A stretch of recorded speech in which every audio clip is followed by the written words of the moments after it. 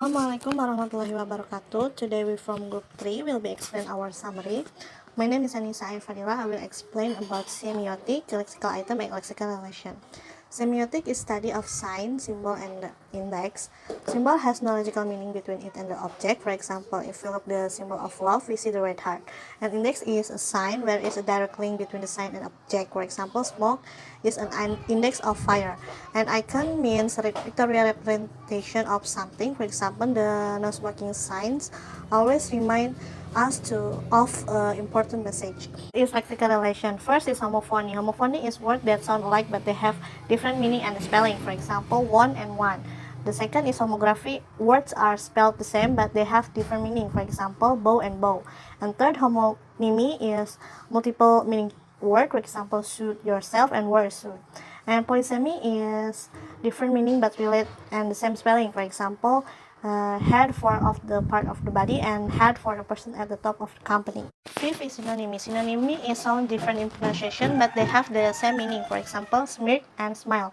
The sixth, antonymy. Antonymy is word having opposite meaning to another word, and there is two types: complementary antonym, for example day and night, and gradable antonym, for example good and smart.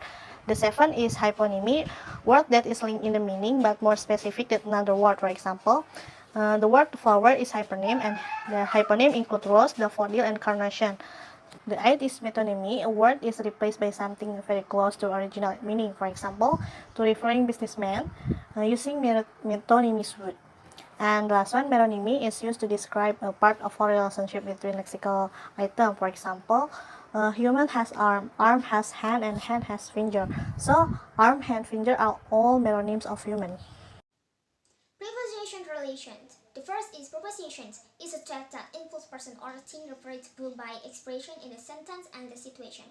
For example, the boy loves girl, the girl loves boy.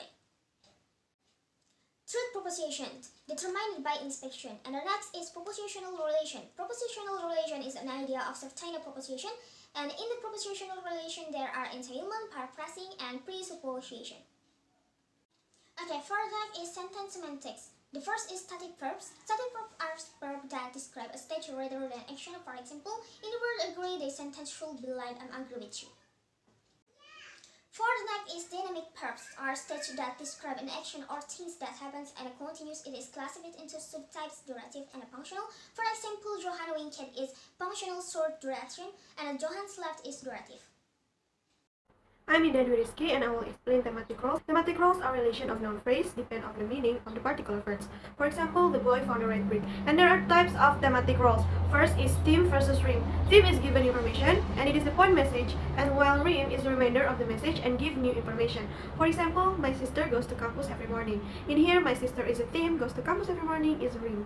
And then there's agent versus experiencer.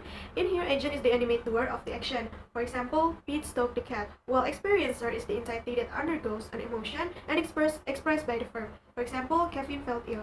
And then there's activity versus state. Activities describe action we take or things that happen. For example, my mother carries the platter, while state is referring to the way the things are. For example, the butterfly looks beautiful. And the last is patient versus beneficiary. Patient is the inanimate participant affected by the event and doesn't undergo a change of state. For example, Jen hit the letter when she heard the knock at the door, while beneficiary is the person who got benefit from the action. For example, they baked me a cake. Deixis. Deixis is referenced by means of expression whose interpretation is relative to who is speaking, the time or place, the gesture of the speaker, or the current location. So there is spatial deixis. Spatial deixis is word used to point to a location, like here. So that example is too hot here in the sun. Let's take our drinks into the shed over there. So person deixis. Person deixis any expression used to point to a person, like me, you, and them. Example, shall we go to the cinema? Last, temporal deixis. Temporal deixis is word used to point to a time, like now, then, this week, this month, last, next. So the example, she is writing a letter right now. So there is speech act. When someone expresses something, action performed by an utterance is called speech act. Example, you are fired. And then cognitive semantic. It's a study of relationship between experience, embodied, cognition, and language. The view is cognitive semantic, as that semantic are shared with other cognitive structure. Thank you. Wassalamualaikum warahmatullahi wabarakatuh.